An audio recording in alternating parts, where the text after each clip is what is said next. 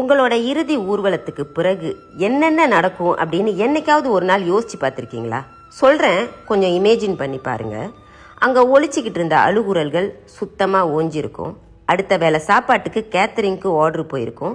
சாப்பிட்டு கொண்டாந்து இலையை எங்கே போட்டு வச்சுருக்கான் பாரு அப்படின்னு ஸ்லைட்டாக பக்கத்து வீட்டுக்காரவங்க புலம்பிக்கிட்டு இருப்பாங்க. அப்புறம் உங்கள் ரிலேட்டிவ்லாம், ஐயோ இவ்வளோ தூரம் வந்துட்டோமே, கொஞ்சம் அவங்கள போய் பார்த்துட்டு போயிடுவோம் அப்படிங்கிற ரகசிய பிளான் வச்சுருப்பாங்க. உங்கள் பேரன் பேத்தியெல்லாம் அங்கங்கே ஓடி விளையாண்டுக்கிட்டு இருப்பாங்க. அடுத்த 15 நாட்களில் உங்கள் மகனோ இல்லை மகளோ வேலையில் ரீஜாயின் பண்ணுறதுக்காக கிளம்பிக்கிட்டு இருப்பாங்க. இல்லை உங்களோட கணவரோ இல்லை மனைவியோ அடுத்த 1 மாதத்தில் டிவியில் போடுற நகைச்சுவையை பார்த்து சிரிச்சுக்கிட்டு இருப்பாங்க. இவ்வளவு தான். ஒரு பெரிய ஆலமரத்துலேருந்து ஒரு இலை விழுறதுனால என்னென்ன மாற்றம் நிகழுமோ அவ்வளவு தான் உங்கள் இறப்பும். கொஞ்சம் நில்லுங்க, ஏங்க இப்படி ஓடுறீங்க? இவங்களை திருப்திப்படுத்தணும் அவங்கள திருப்திப்படுத்தணும் அப்படின்னு டெய்லி ஓடுறீங்களே, என்னைக்காவது ஒரு நாள் உங்கள் திருப்திக்காக நீங்கள் வாழ்ந்திருக்கீங்களா?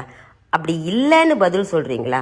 தயவு செஞ்சு இன்னைக்காவது உங்களுக்காக வாழ்கிறதுக்கு ஸ்டார்ட் பண்ணுங்க. இந்த நாள் இனிய நாளாகட்டும்.